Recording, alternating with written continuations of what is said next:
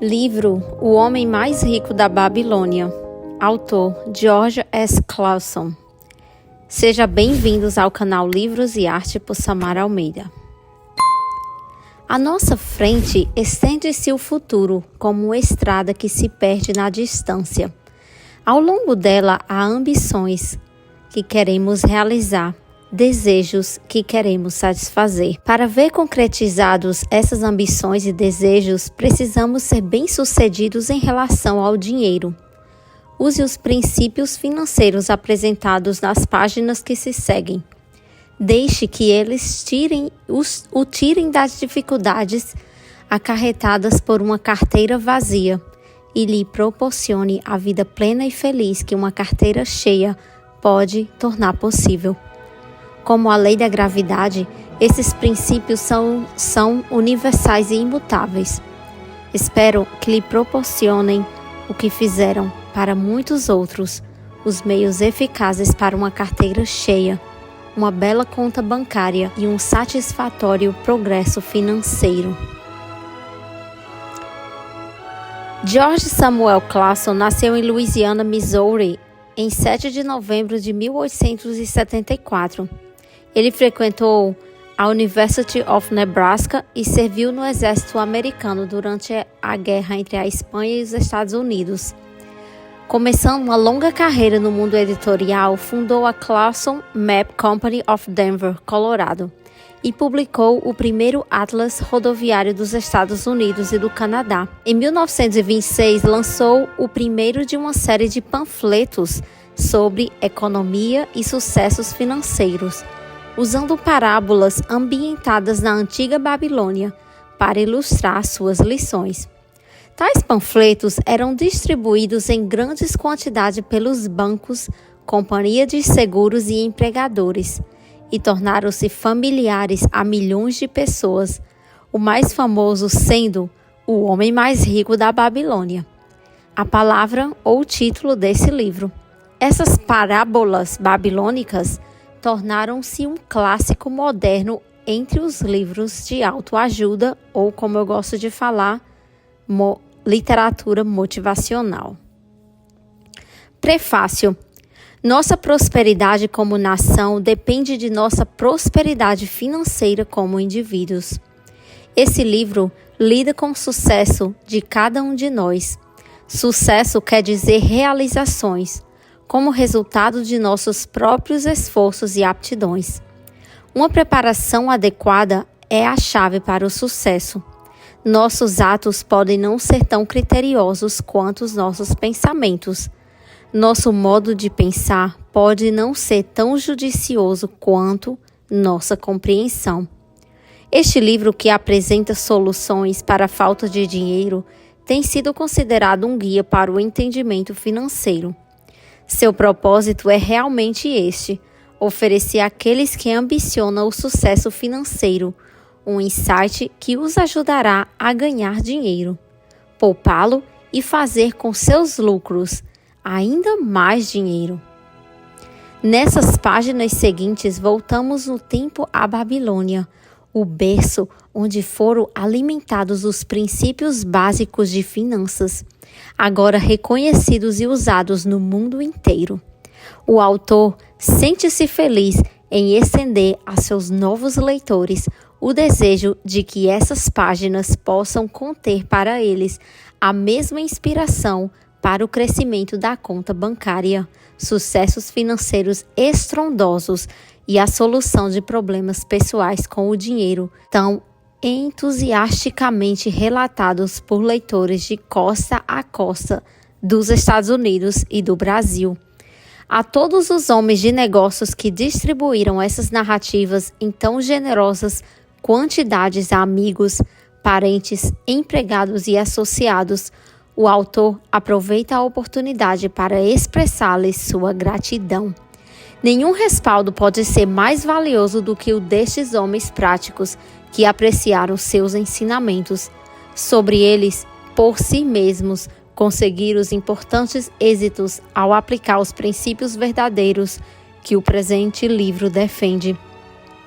A Babilônia tornou-se a cidade mais opulenta do mundo antigo, porque seus cidadãos eram o povo mais rico de sua época.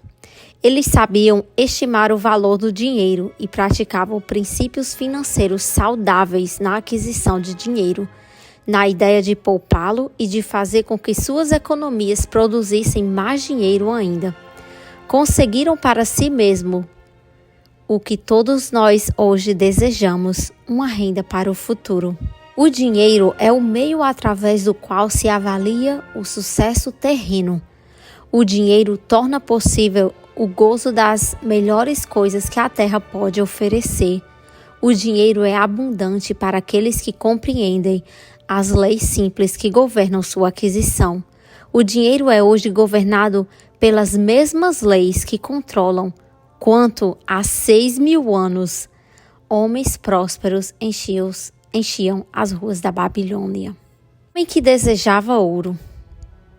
Bansi, o fabricante de carruagens da Babilônia, achava-se completamente desanimado. Sentado no muro baixo que cercava sua propriedade, contemplava com tristeza a habitação humilde e a oficina aberta onde se podia ver uma carruagem em fase de acabamento. De tempos em tempos, a esposa surgia na porta da casa. O olhar furtivo que lhe endereçava nesses momentos lembrava-o de que a despensa estava quase vazia e que ele deveria estar trabalhando para terminar o serviço encomendado. Martelando aqui, cortando ali, lixando e pintando, esticando o couro para forrar os aros das rodas, em suma, preparando o veículo para entrega, a fim de que pudesse receber o pagamento de seu rico cliente. Não obstante, seu corpo robusto e musculoso permanecia apaticamente sobre o muro. Seu raciocínio lento ocupava-se com um problema cujas respostas não conseguiam encontrar. O sol abrasador, tão comum no vale do Eufrates, castigava-o sem contemplação. Gotas de suor formavam-se acima de suas sobrancelhas e pingavam despercebidas para perderem na mata cercada de seu peito. Além de sua casa, erguiam-se as altas muralhas em terrapleno que cercavam o palácio do rei. Próximo, espetando o céu azul, ficava a colorida torre do templo de Bel. À sombra de tanta grandeza, achava-se sua moradia, e tantas outras, muito menos limpas e bem cuidadas. A Babilônia era, sim, uma mistura de grandeza e miséria, de riqueza ostentatória e medicinidade. Tudo convivendo em plano ou sistema dentro das muralhas protetoras da cidade. Atrás dele, se apenas tivesse o cuidado de voltar e olhar, as barulhentas carruagens do rico passavam aos salavancos e obrigavam a sair do caminho, tanto o comerciante de sandálias quanto os mendigos de pés descalços.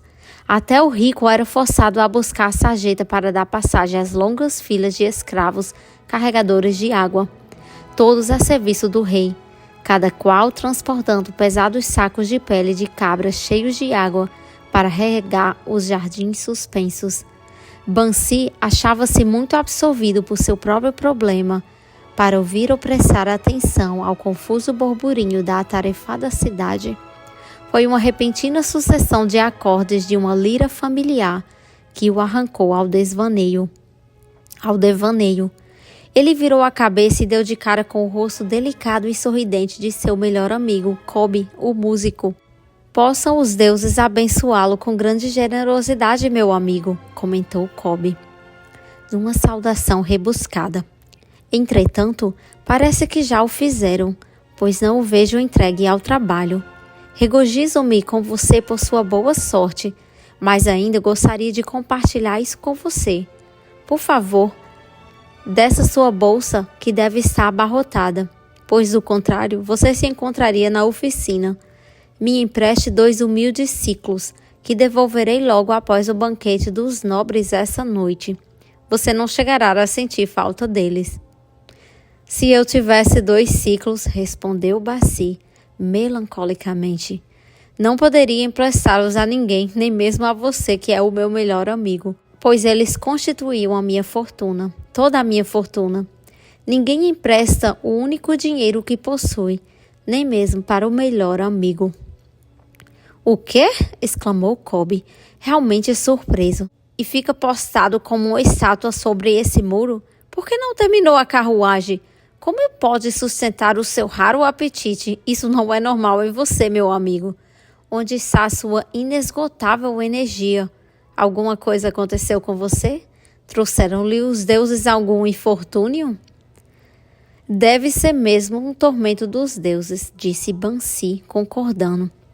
Tudo começou com um sonho sem sentido, onde eu me via como um homem de posses. De meu cinturão pendia um belo saco pesado de tanta moeda.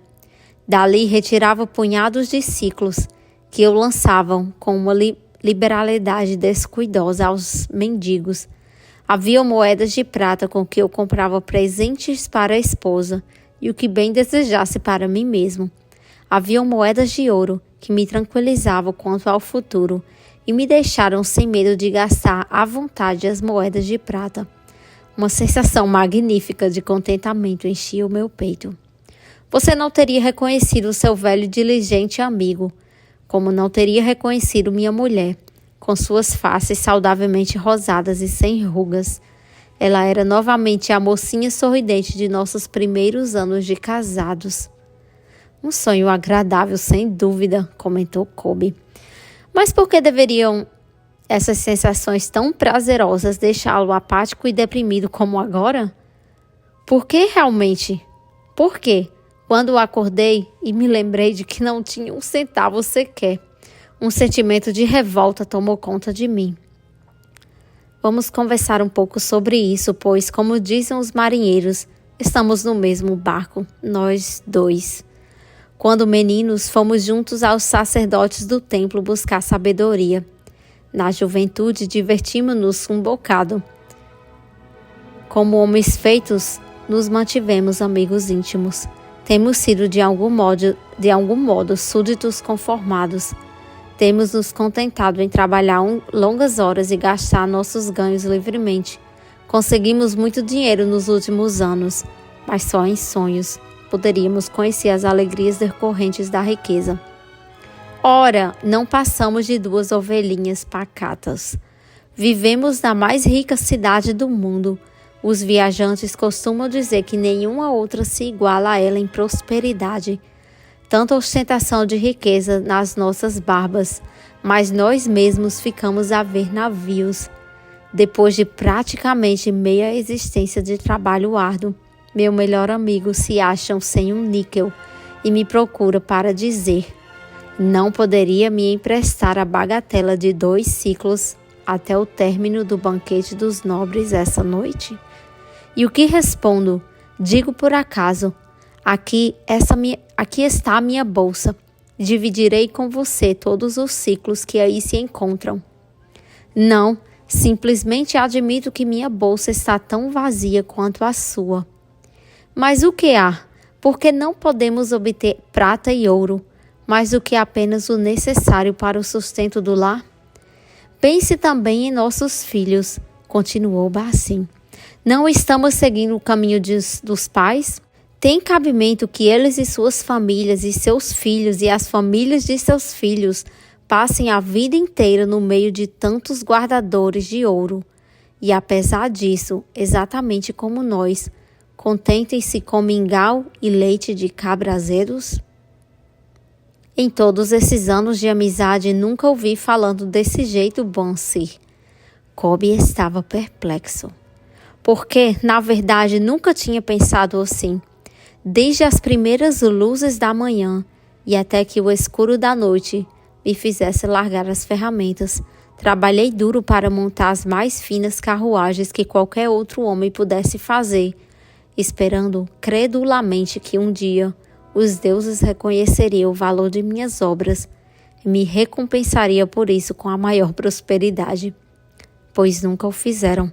Finalmente, convenci-me de que nunca o farão, e esse é o motivo da tristeza que rói o meu peito.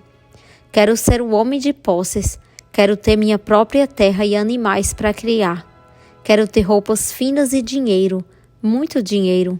Estou disposto a trabalhar com toda a força de meus músculos, com toda a perícia de minhas mãos, com todo o tirocínio de minha mente, mas quero que os frutos de meu trabalho sejam fartos. Qual é o problema com a gente? É o que volto a lhe perguntar. Por que não podemos ser nosso justo quinhão das coisas boas, tão abundantes, naqueles que têm ouro suficiente para comprá-las? Quem dera tivesse uma resposta, replicou Kobe. Sinto-me tão pouco satisfeito como você. Meus ganhos como uma lira se vão rapidamente. Muitas vezes tenho que inventar para que a família não passe fome. Além disso, venho há muito alimentando o desejo, o profundo desejo de adquirir uma lira grande o bastante para que possa verdadeiramente tocar os acordes musicais que se multiplicam em minha mente. Com um instrumento assim, eu poderia compor músicas melhores do que aquelas que o rei ouviu até o momento. Com uma lira que você, sem qualquer favor, deveria ter, nenhum homem em toda a Babilônia poderia fazê-la vibrar mais docemente, a tal ponto de que não apenas o rei, mas os próprios deuses ficariam deliciados. Como, porém, conseguir tal coisa, se nós dois somos tão pobres quanto os escravos do rei? Ouça o sino, aí vem eles. Ele apontou na direção da longa coluna de semidespidos e suarentos carregadores de água que subiam penosamente a rua, vindo do rio. Arrastavam-se em alas de 5, cada qual vergado sobre um pesado odre de pele de cabra. Um belo tipo de homem aquele que está conduzindo. Kobe indicou o tocador de sino que ia na frente sem carregar nada. Um homem importante em seu próprio país, como se pode ver. Há muitos bons tipos ali, acrescentou Bansi, concordando com o amigo. Homens tão bons quanto nós, homens altos e louros do norte, os risonhos negros do sul, os morenos dos países próximos, todos marchando juntos do rio até os jardins, um após outro, dia após dia, ano após ano, nenhuma expectativa quanto a um futuro diferente ou melhor. Camas de palha para dormir e papas terríveis de cereais para comer. Coitado desses pobres brutos, Kobe. Coitados, realmente. Mas você me faz ver que não somos muito melhores que isso, embora nos consideremos homens livres. É verdade, Kobe, por mais desagradável que seja a ideia, não queremos continuar levando ano após ano uma vida de escravos. Trabalho, trabalho, trabalho, sem ir a lugar algum. Não podemos descobrir como outros conseguem ouro e fazemos como eles? Perguntou Kobe. Talvez haja algum segredo que devamos buscar junto àqueles que conhecem, replicou Bansi pensativo. Ainda hoje, lembrou Kobe, passei por nosso velho amigo Arcádia, refestelado em sua carruagem dourada.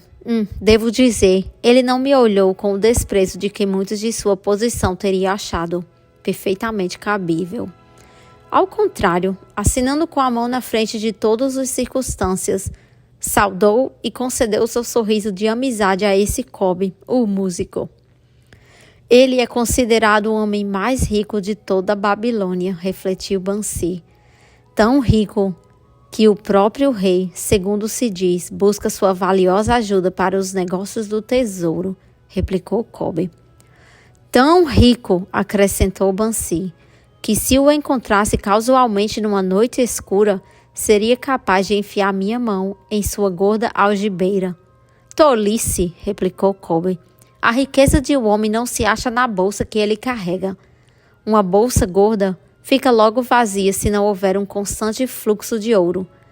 Arcade tem seus rendimentos que conservam suas reservas sempre altas, por maior que seja a liberalidade do que gasta o dinheiro.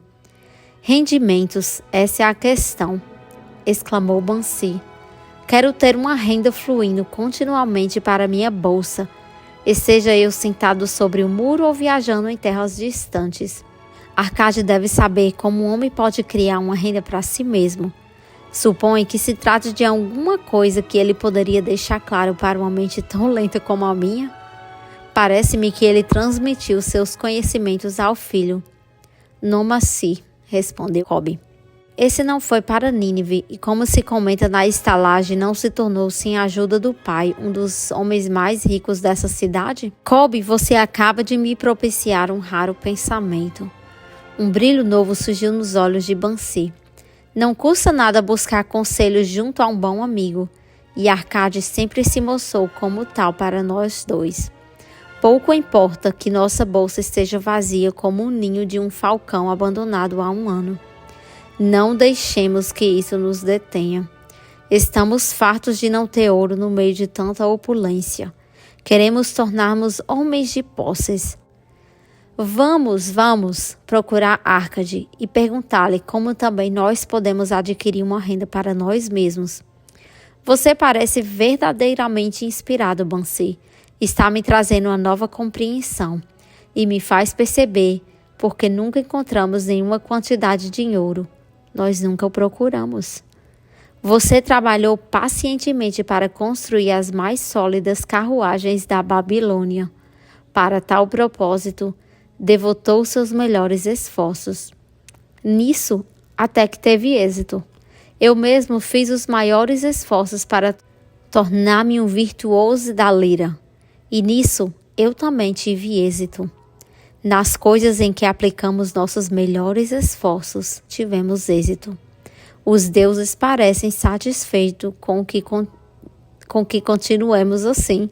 Agora, finalmente, vemos uma luz brilhante como os raios do sol nascente. Ela nos indica que devemos aprender mais para prosperar mais. Com um novo entendimento, acharemos caminhos dignos para cumprir nossos desejos. Vamos hoje mesmo à procura de Arcade, insistiu Bansi. Busquemos igualmente outros amigos de infância que não tiveram maior sucesso que nós mesmos, para que compartilhe conosco as mesmas lições. Está sempre pensando nos outros, Bansi. É por isso que tem tantos amigos.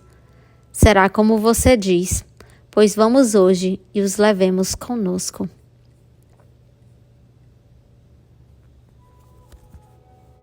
Era uma vez, na antiga Babilônia, um homem muito rico chamado Arcade, conhecido em toda parte devido a uma imensa riqueza. Tornara-se igualmente famoso pela liberalidade. Mostrava-se generoso com os mais necessitados e com a família, sendo um homem pródigo em suas próprias despesas. Entretanto, a cada dia sua riqueza crescia mais rapidamente do que se podia gastá-la. E houve alguns amigos da juventude que vieram até ele, dizendo-lhe: Você, Arcade, é mais venturoso do que nós. Você se tornou o homem mais rico de toda a Babilônia, enquanto nós lutamos para sobreviver. Pode usar as mais finas roupas e degustar das mais requintadas iguarias, enquanto nós devemos nos dar por satisfeitos se apenas propiciarmos à família uma indumentária decente ou alimentarmos da melhor maneira possível. Contudo, alguma vez fomos iguais, tivemos o mesmo professor, participamos das mesmas brincadeiras, e nem nos estudos e nem nas brincadeiras você se sobressaía mais do que nós. E nos anos que se seguiam, você foi um cidadão tão honrado quanto nós. Tão pouco trabalhou, mais duro ou mais assiduamente, pelo menos até onde sabemos. Por que então deveria o caprichoso destino escolhê-lo para gozar de todas as boas coisas da vida e ignorarmos a nós que igualmente somos merecedores? Após o que Arcade protestou com eles, dizendo por sua vez: Se vocês não adquirissem mais do que uma pobre existência desde os tempos em que eram jovens, isso se deve ao que não conseguiram aprender ou não observaram as leis que governam a acumulação da riqueza. O vontuloso destino que vocês dizem é um Deus cheio de malícia que não assegura um bem duradouro para ninguém.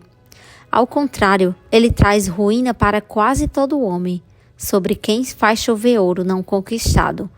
Ele produz os gastadores libertinos, que logo dissipam tudo o que recebem e se deixam dominar pelos mais extravagantes apetites que nem sempre podem satisfazer. Outros ainda, a quem esses caprichosos deuses favorecem, tornam-se avarentos e entesouram sua riqueza, temendo desprender o que não têm por saber e que não são capazes de repô-lo. São, além disso, assediados pelo medo de roubo e acabam construindo para si mesmos uma vida de necessidade e secreta tristeza.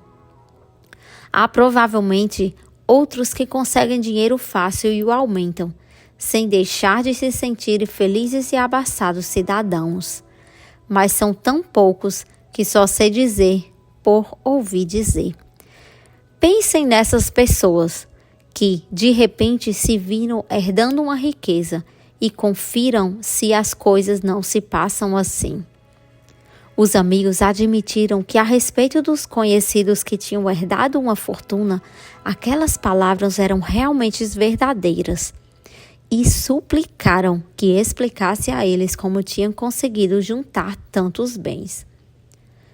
Ainda em plena juventude, continuou Arcade, eu olhava em minha volta e observava todas aquelas boas coisas capazes de propiciar felicidade e contentamento. Percebi então que a riqueza aumentava ainda mais a potência dela. A riqueza é um poder. Com a riqueza, muitas coisas se tornam possíveis. Este pode embelezar sua casa com os móveis mais requintados. Aquele pode viajar pelos mares distantes. Este outro pode regalar-se com finas iguarias de terras longínquas. Outro mais pode comprar ornamentos lavrados em ouro ou cravejados de pedras preciosas. Pode-se mandar construir templos magníficos para os deuses.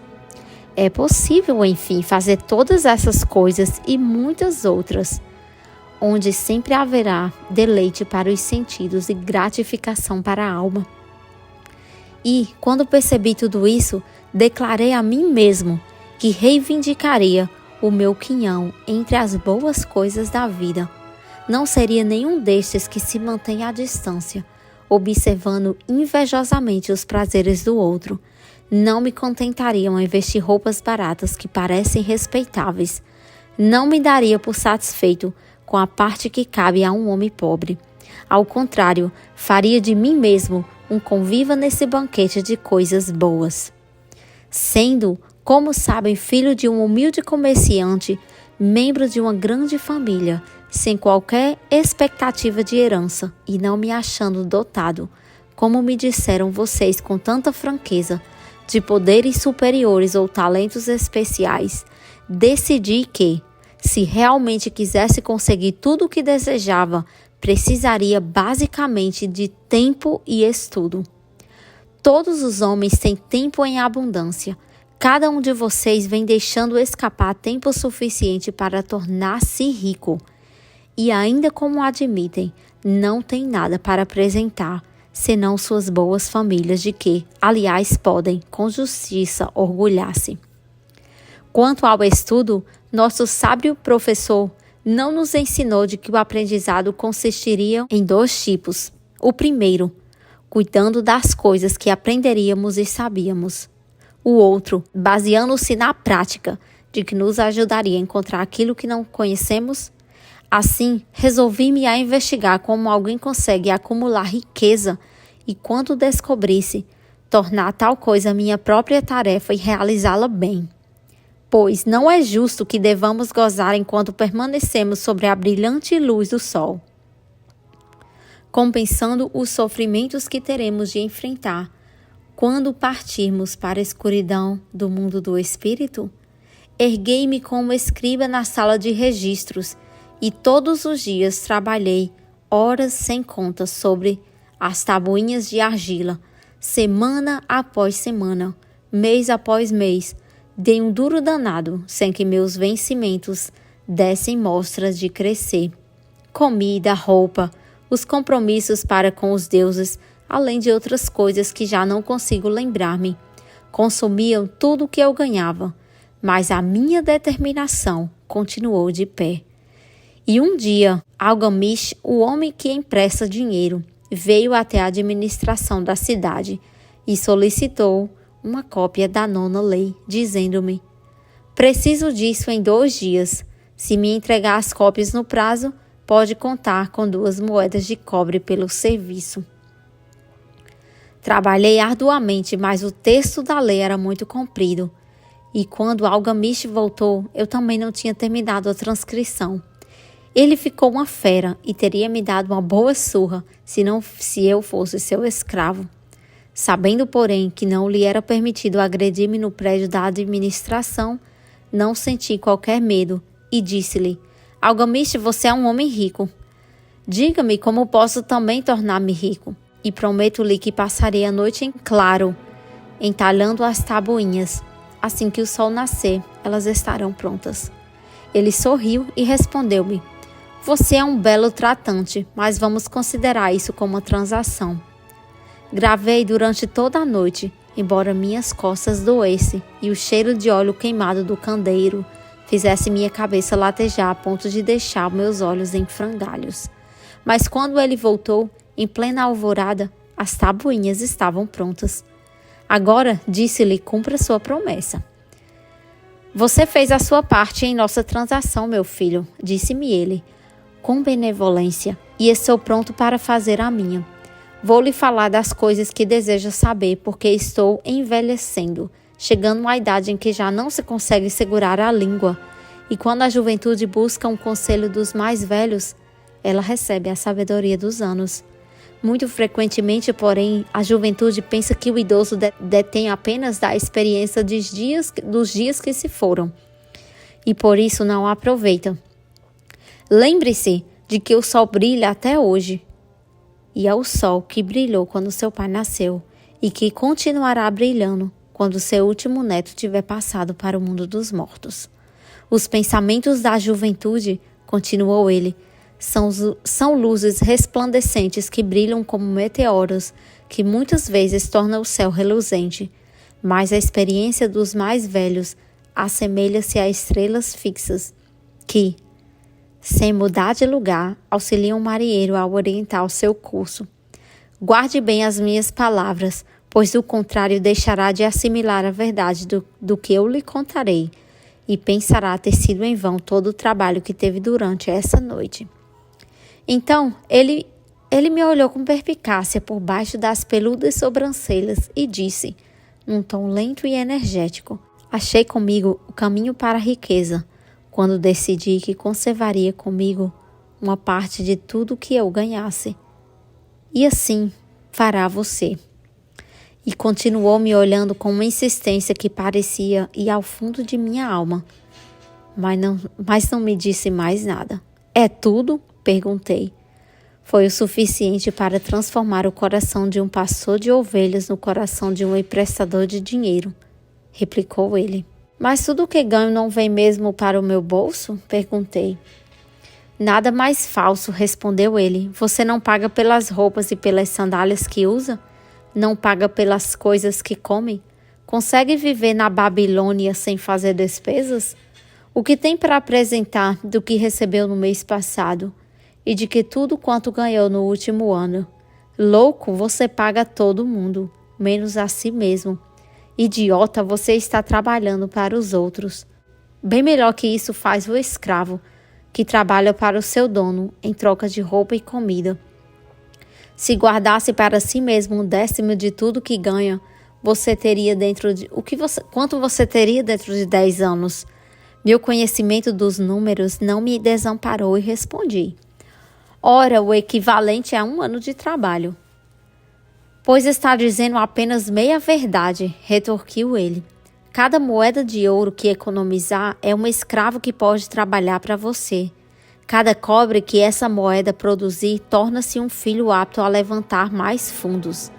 Se quiser tornar-se rico, então tudo que você pode economizar deve ser utilizado no sentido de proporcionar-lhe a abundância porque anseia. Você pensa que eu estou ludibriando por sua longa noite de trabalho, continuou ele. Mas em minhas palavras há uma fortuna, se for suficientemente inteligente para perceber a verdade que acabo de pôr em suas mãos.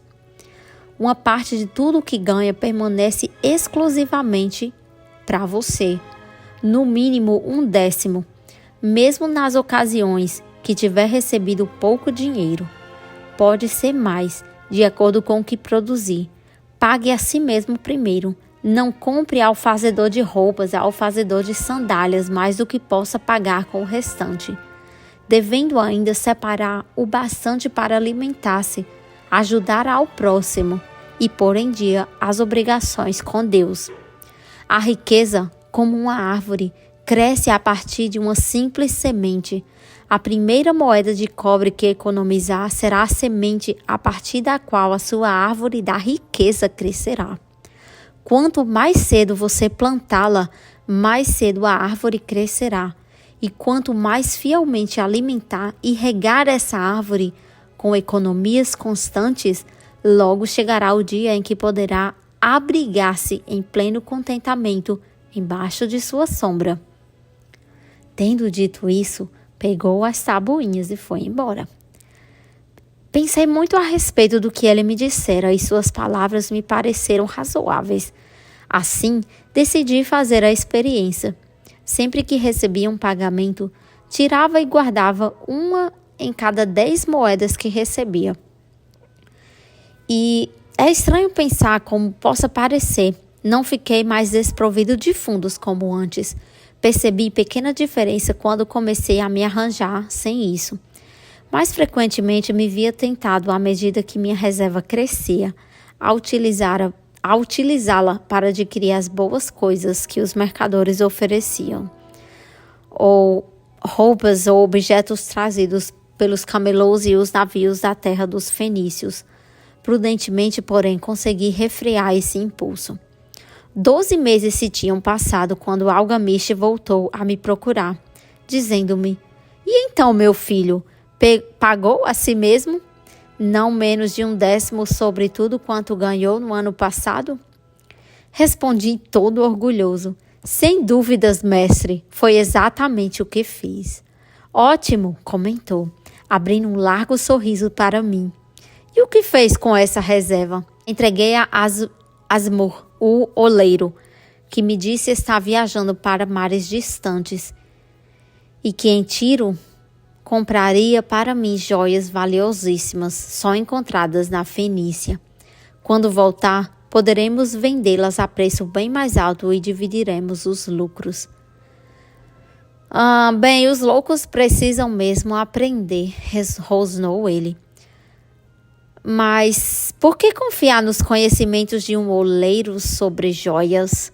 Você procuraria o padeiro para colher informações sobre as estrelas? Não por minha túnica, iria até um astrólogo, se pelo menos tivesse cabeça para pensar. Suas economias se foram, meu jovem. Você arrancou sua árvore da riqueza pela raiz. Contudo, plante outra. Tente novamente. E da próxima vez em que precisar de conselhos sobre joias, corra até um ourives. Se quiser conhecer a fundo as ovelhas, procure o pastor que cuida delas.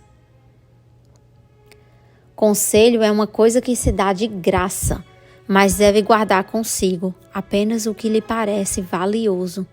Aquele que aceita conselhos sobre suas economias junto a pessoas experientes em tais matérias, pagará com essas mesmas economias para provar a falsidade da opinião dos outros.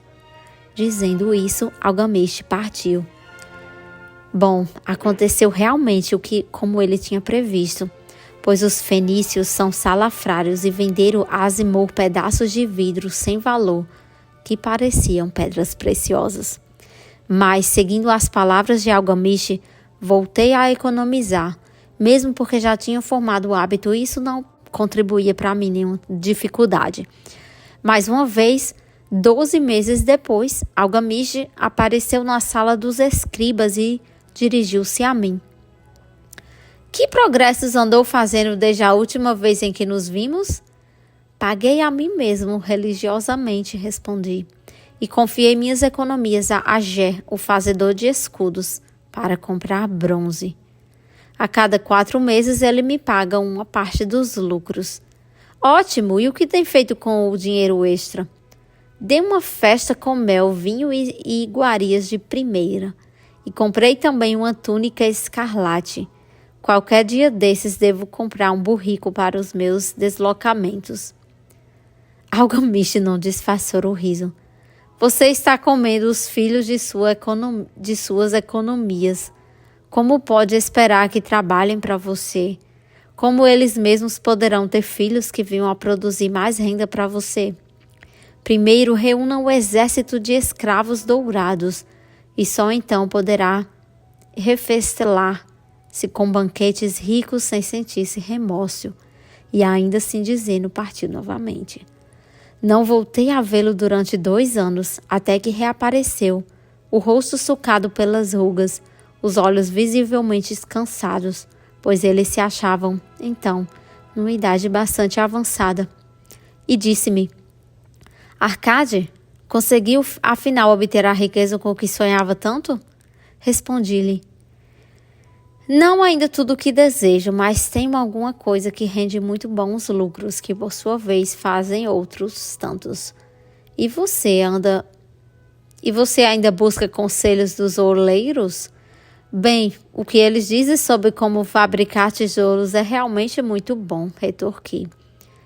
Arcade, continuou ele, você aprendeu bem suas lições. Aprendeu primeiro a viver com menos do que podia ganhar.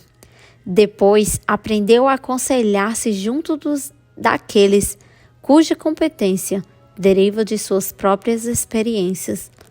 E, finalmente, aprendeu a fazer o ouro trabalhar para você. Você ensinou a si mesmo como adquirir dinheiro, poupá-lo e usá-lo. Reuniu, portanto, condições para ocupar uma posição de confiança. Estou me tornando muito velho. Meus filhos só pensam em gastar e não dão a menor importância aos ganhos. Meus negócios são grandes, e até grandes demais para que eu possa cuidar de tudo. Se você concordar em ir em Nippur, a fim de tomar conta das terras que possuo na região, torná-lo-ei meu sócio e você participará de meu testamento. Assim, fui para Nippur e comecei a administrar suas propriedades, que eram imensas. E como se estivesse cheio de ambição e dominasse as 3 leis que nos ensinam a lidar de maneira exitosa com a riqueza, tive condições de aumentar ainda mais o valor de seus bens. Prosperei muito e quando o espírito de Algamish partiu para a esfera da escuridão, vi-me como um beneficiário legalmente reconhecido de sua herança. Assim falou Arcade, e quando terminou sua narrativa, um dos amigos ali reunidos disse: Você inclusive deu a sorte de que Algamish o tivesse nomeado um de seus herdeiros. Minha sorte limita-se ao fato de que desejava prosperar antes de tê-lo encontrado pela primeira vez. Não tive que provar durante 4 anos minha determinação de propósitos, reservando para mim mesmo 1/10 de tudo que auferia. Você chamaria de sortudo o pescador que, tendo passado anos estudando os hábitos dos peixes por uma simples mudança do vento, soubesse onde jogar sua rede? A oportunidade é uma deusa desdenhosa e não perde tempo com os que não estão preparados. Você teve uma tremenda força de vontade em continuar poupando depois de ter perdido as economias do primeiro ano. Nisso foi extraordinário, disse um outro. Força de vontade, retorquiu Arcade. Bobagem, você acredita que a força de vontade seja capaz de dar a um homem energia suficiente para erguer um peso que o camelo não pode carregar ou puxar uma carroça que os próprios bois não conseguem levar adiante? A força de vontade não passa de um propósito inflexível para dar conta de uma tarefa a que você mesmo se obrigou. Se eu determinar para mim mesmo uma tarefa, por mais boba que seja, terei de levá-la a cabo. Não poderia de outro modo ter confiança em mim para fazer coisas importantes? Se me dissesse, durante 100 dias, quando eu cruzar a ponte da cidade, apanharei uma pedra do chão e a jogarei dentro do rio, eu faria. Se no 7º dia passasse por ali, sem me lembrar da resolução de tomadas, eu não diria: amanhã eu jogarei 2 pedras em vez de uma. Ao contrário, eu voltaria e atiraria a pedra ao rio. Tampouco seria capaz de dizer-me, lá pelo 20º dia, Arcade, isso não tem utilidade alguma. De que proveito tem para você atirar uma pedra ao rio todos os dias? Arremesse logo um bom número delas e acabe com isso. Não, também não conseguiria pensar desse modo. Quando me decido por uma tarefa, eu vou até o fim. Consequentemente, tomo muito cuidado para não começar tarefas difíceis e impraticáveis, porque tenho meu conforto íntimo em alta conta. Se o que me diz é verdadeiro, aparteou um terceiro interlocutor, e parece como afirmou razoavelmente, sendo tão simples, se todos os homens o fizessem, não haveria bastante riqueza para todos? A riqueza cresce onde quer que os homens empreguem energia, replicou Arcade. Se um homem rico constrói um novo palácio para si, o ouro despendido vai embora? Não. O oleiro, o operário e o arquiteto participam desse ouro. E quem quer que trabalhe na obra participa dele. Mesmo depois de construído, o palácio não vale tudo quanto custou? E o terreno sobre o qual se ergue não passa a valer mais pelo próprio fato de abrigá-lo? E os terrenos circunvizinhos não se tornam igualmente valorizados? A riqueza cresce através de meios mágicos. Ninguém pode estabelecer um limite para isso. Não construíram os fenícios grandes cidades em costas inóspitas com a riqueza proveniente de seus navios marcantes? O que poderia nos aconselhar para que também nós nos tornemos ricos? Perguntou um outro dos amigos. Os anos passaram. Não somos mais jovens e não guardamos nada. Aconselho-os a fazer uso da sabedoria de Algamish e dizer a si mesmos: uma parte de tudo que eu ganhar pertence a mim. Digam isso pela manhã e assim que acordarem, à tarde, à noite e todas as horas do dia. Digam isso a si mesmos, até que as palavras se transformem em letras de fogo gravadas no céu. Empreguem-se com essa ideia. Ocupem toda a alma com esse pensamento. Assimilem tudo o que lhes pareça sábio. Separem não menos de 1/10 e economizem. Façam todas as despesas necessárias, mas poupem primeiro essa pequena cota.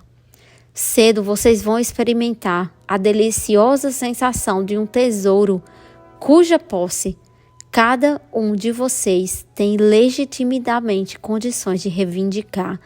Quanto mais ele crescer, mais se verão estimulados, vibrarão como uma nova alegria de viver e encararão a possibilidade de maiores esforços para ganharem mais, pois não estarão reservando sobre os lucros maiores a mesma porcentagem?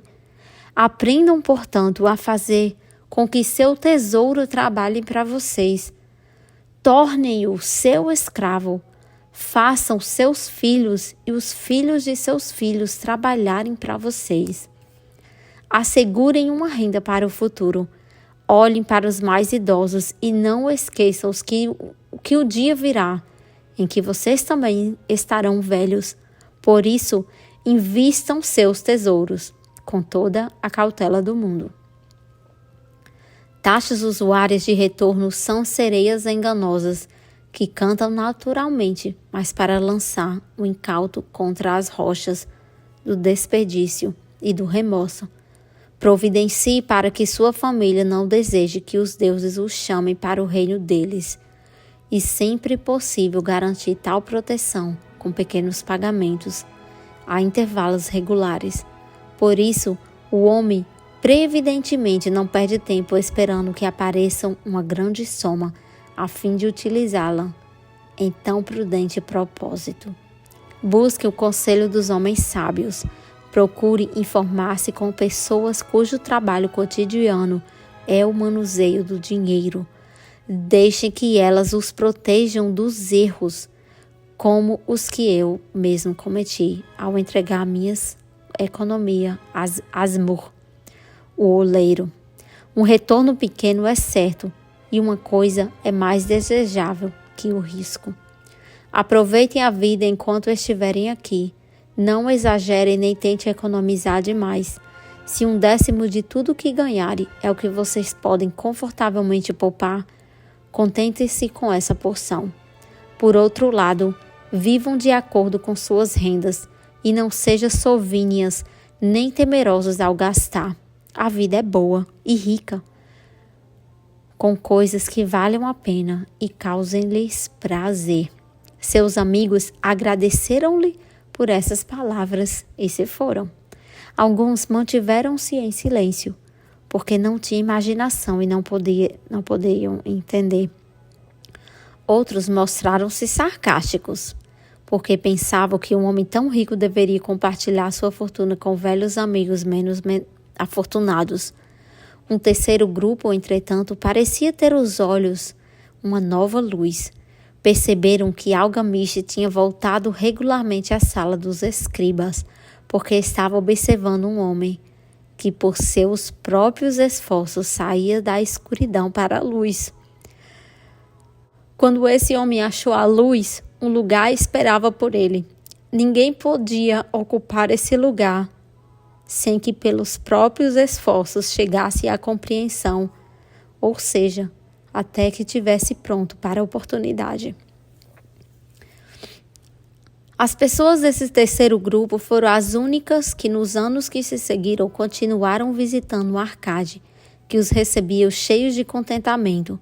Reunia-se com elas e transmitia-lhes de bom grado sua sabedoria, como gostam sempre de fazer os homens de grande experiência, e assistia-os quanto a investirem suas economias naquilo que trouxessem lucro com segurança, evitando que apostassem em coisas que não rendessem dividendos. O momento decisivo da vida desses homens ocorreu quando compreenderam a verdade que tinha passado de Algamish para Arcade e de Arcade para eles. Uma parte de todos os seus ganhos pertence exclusivamente a você. 7 soluções para a falta de dinheiro. A glória da Babilônia permanece, através das idades. Sua reputação chega até nós como a mais rica das cidades e seus tesouros são fabulosos. Mas nem sempre tinha sido assim. As riquezas da Babilônia foram o resultado da sabedoria de seu povo. Eles primeiro tiveram de aprender a se tornarem prósperos. Quando o bom rei Sargon voltou à Babilônia depois de ter derrotado seus inimigos, os elamitas, viu-se confrontado com uma série de situações. O chanceler real explicou-lhe o que estava se passando. Depois de muitos anos de grande prosperidade trazida para nosso povo, porque Sua Majestade mandou construir os grandes canais de irrigação e os suntuosos templos para nossos deuses, agora que tais obras se acham prontas, o povo permanece incapaz de garantir sua própria sobrevivência. Os trabalhadores estão desempregados, os comerciantes contam com poucos fregueses, os fazendeiros não conseguem vender suas colheitas, o povo em geral não tem dinheiro para comprar comida. Mas onde foi parar todo o ouro que gastei nessas benfeitorias? Perguntou o rei. Temo que se encontre no bolso, respondeu o chanceler, de alguns poucos homens ricos de nossa cidade. Escorreu pelos dedos da maioria das pessoas tão rapidamente quanto o leite das cabras pelo coador. Agora que o fluxo de ouro cessou, o grosso da população não tem nada para apresentar dos seus ganhos. O rei ficou pensativo por algum momento, depois perguntou: por que deveriam tão poucos homens serem capazes de adquirir todo o ouro? Porque sabem como fazê-lo, replicou o chanceler. Não se pode condenar um homem por ter sabido extrair o êxito.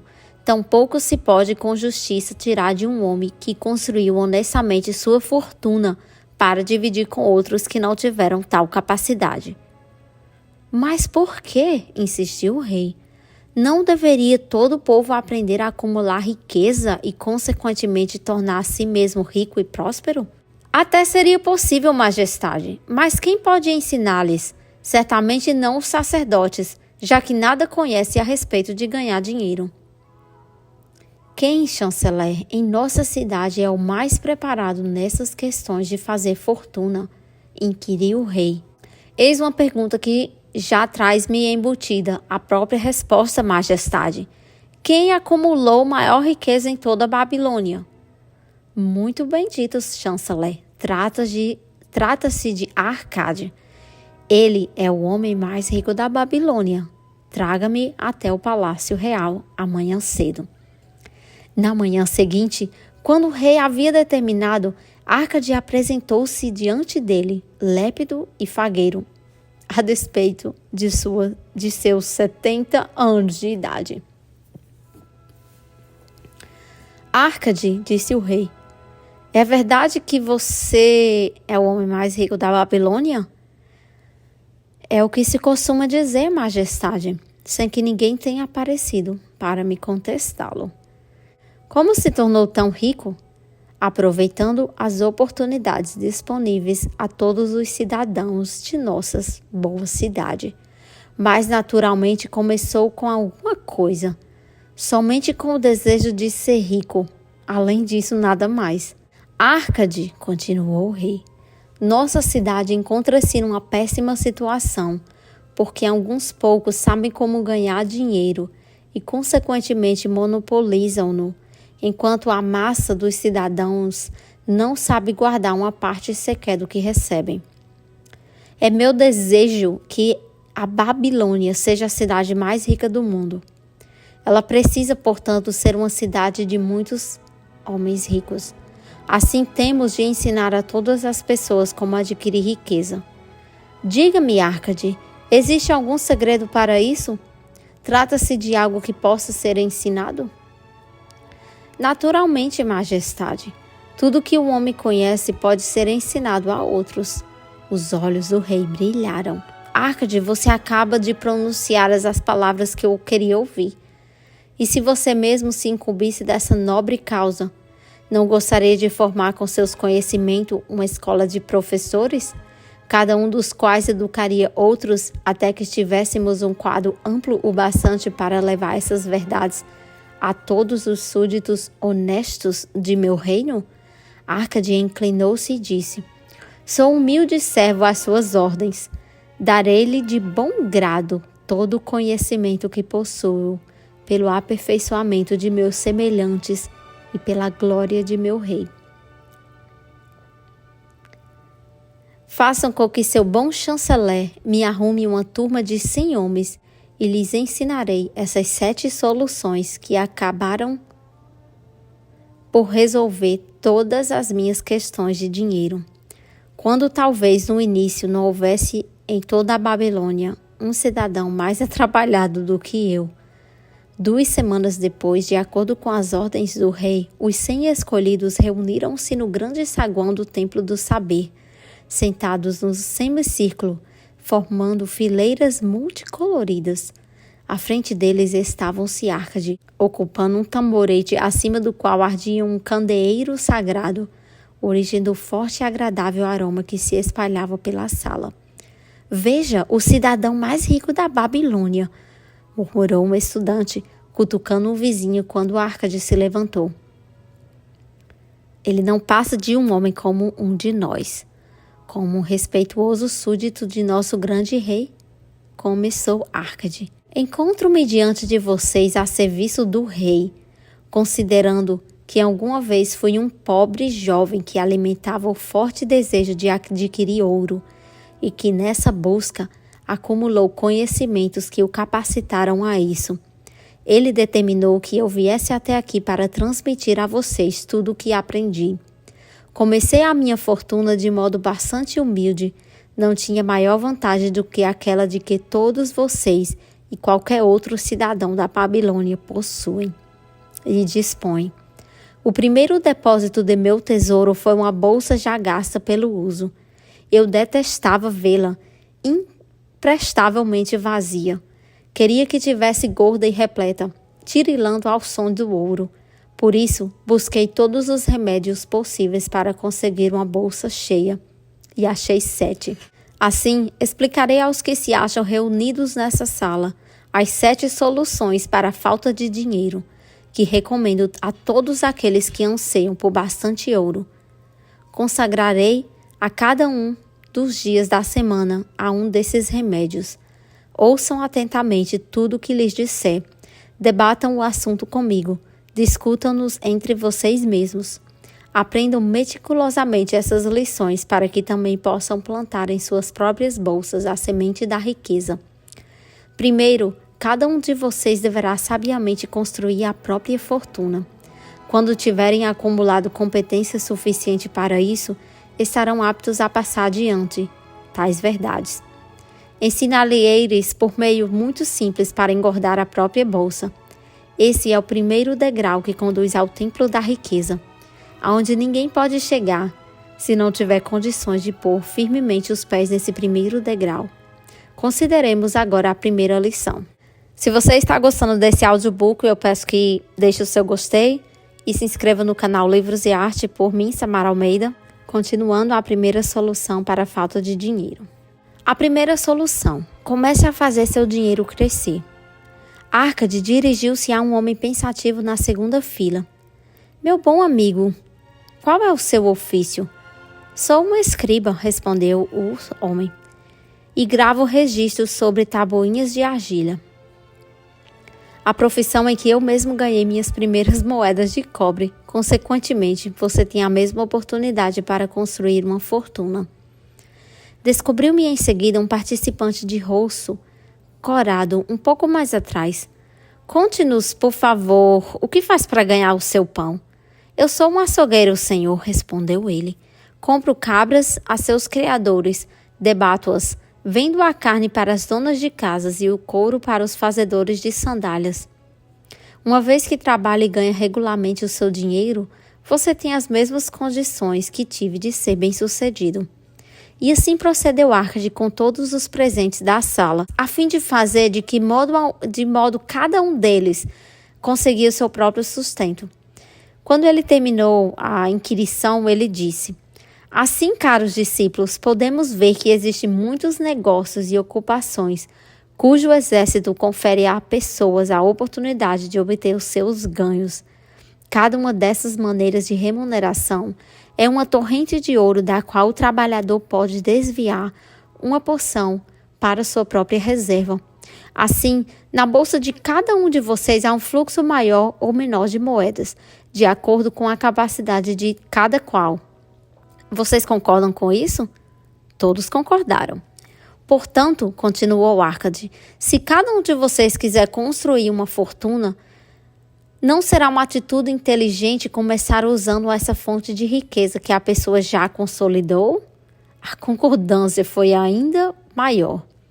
O homem mais rico da Babilônia voltou-se então para o homem humilde que tinha afirmado ser um vendedor de ovos. Se você separar um de seus cestos e nele colocar toda manhã 10 ovos, daí tirando toda a noite 9 ovos, o que acontecerá finalmente? Com o tempo, ele transbordará. Por quê? Porque a cada dia coloco ali sempre mais um ovo do que a quantidade que eu tiro. Arcade voltou-se para a turma sorrindo. Todos os homens por aqui se acham em dificuldades financeiras? Primeiro, os participantes ficaram olhando. Depois eles riram. Finalmente agitaram-se divertidos os pequenos bornais onde costumavam carregar suas moedas. Muito bem, continuou ele. Agora vou comunicar-lhes o primeiro remédio que aprendi para solucionar o problema da falta de dinheiro. Façam exatamente como sugeri ao vendedor de ovos. Para cada 10 moedas que colocarem em suas bolsas, não retirem para o próprio uso do que 9. A bolsa começará a ficar estufada e seu peso cada vez maior será, e ela será uma fonte de prazer para suas mãos e uma fonte de bem-estar para as almas. Não zombe do que eu digo por causa de sua simplicidade. A verdade é sempre simples. Disse que lhes contaria como construir minha fortuna. Foi esse o meu começo. Eu andava invariavelmente quebrado e detestava isso, porque não podia satisfazer os meus desejos. Mas, desde que comecei a retirar de minha bolsa não mais de 9 cotas das 10 que ali depositavam, ela começou a engordar. o mesmo acontecerá com vocês. Agora lhes falarei de uma estranha verdade cuja razão desconheço. Quando deixei de desembolsar mais do que 9/10 de meus ganhos, iniciei minha carreira de êxitos. Não fiquei mais desprevenido do que antes. Ao contrário, as moedas começaram a aparecer com maior frequência. Certamente é uma lei dos deuses que, para aqueles que poupam e não gastam uma determinada parte de seus ganhos, o dinheiro virá mais facilmente. De modo curioso, ele costuma evitar aquele cuja bolsa se mantém sistematicamente vazia. Qual pode ser o maior anseio de vocês? A satisfação dos desejos de cada dia, uma joia, um adorno, melhores roupas, mais comida? Coisas que rapidamente se vão e são esquecidas? Ou, pelo contrário, sonhariam com bens mais estáveis, ouro, terras, rebanhos, mercadorias, investimentos que trazem bons lucros? As moedas que vocês usam no dia a dia concedem aqueles primeiros desejos, as que vocês guardam os segundos.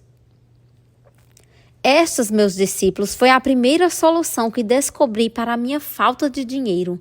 Em cada 10 moedas conseguidas de qualquer fonte, não gaste mais do que 9. Debatam o assunto entre vocês. Se alguém puder provar que isso não é verdade, conversaremos a respeito amanhã, quando estivermos juntos de novo. Essa é a primeira parte do livro. Se você gostou desse conteúdo, eu peço que deixe o seu like e se inscreva no canal. E sábado que vem, nós vamos continuar a segunda parte. Te vejo na próxima semana.